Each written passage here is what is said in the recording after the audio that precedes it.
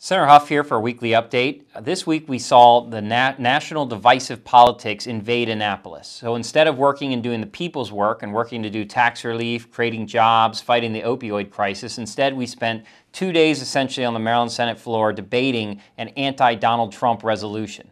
So the resolution SJ5 will greatly expand the powers of the Attorney General to sue the President Donald Trump's administration on issues like immigration, the Obamacare Act, the environment, a multitude of things which would take Maryland taxpayer money to fight these political battles. And the bill was unfortunately put in committee one night, brought to the floor. We had no chance to delay it to actually have everyone read over the bill, familiarize themselves with it, check its constitutionality. That motion was denied in a terrible partisan decision, and the majority of us in the Republican caucus actually walked off the floor in protest of that. Today, the resolution was voted through nearly on party lines. Actually, a couple Democrats crossed over and voted with us against this anti-Trump resolution. The bigger point is this.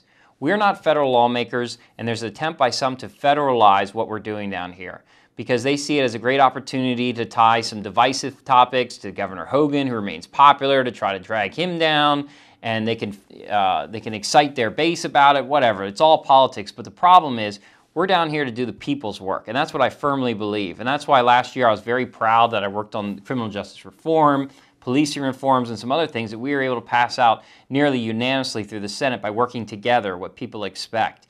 And it's unfortunate that some would try to basically turn us into nothing more than partisan games and grandstanding exercises on the floor, because we're not doing the people's work. People expect us to work to create jobs, fight the opioid crisis, and there's so many important issues that we need to work on that we shouldn't continue to waste time playing silly political games. People expect better. That's what they expect out of Washington, D.C., gridlock and partisan games. They should expect much better here in Annapolis, and I want you to know that I will continue to work on the real issues that are important to people.